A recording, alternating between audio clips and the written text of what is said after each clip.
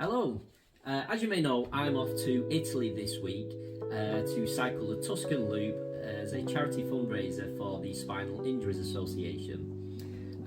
I have a spinal cord injury. I am paralysed from the chest down. I have no movement, no feeling, no sensation, no control of bodily functions.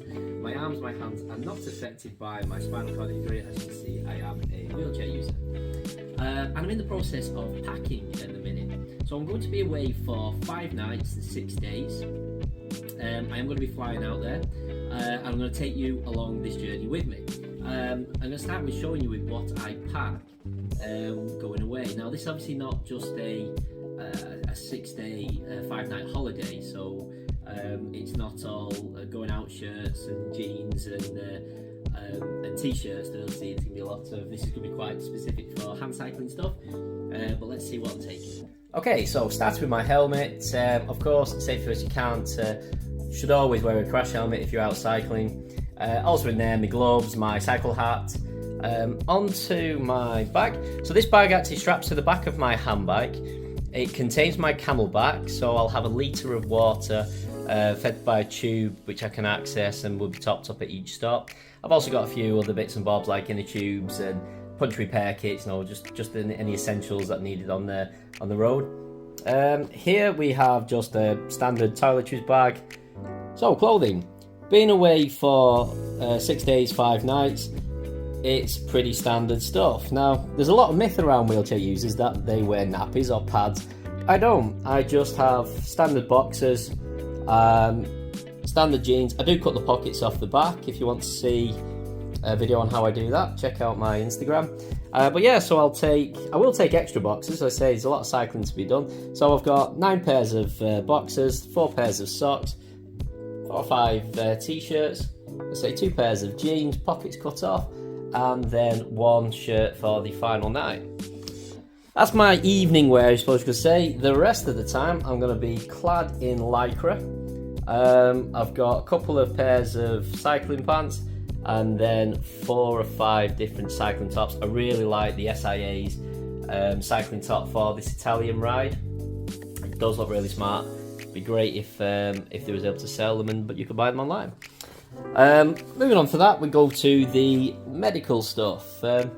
So, as you may know, I've got no control of my bodily functions at all, and to prevent me having to wear pads or nappies, I manage my bladder and my bowel through quite specific means. So these are intermittent self catheters. So every 4 or 5 hours during the day, I'll catheterize myself.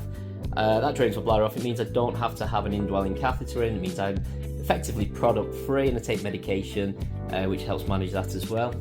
In this pack here is my peristeen system. So I have a transanal irrigation system that effectively give myself a colonic irrigation every other day. I'm always going to have the Inco sheets just in case. Always better to have them and not need them rather than need them than not have them. And then all my medication.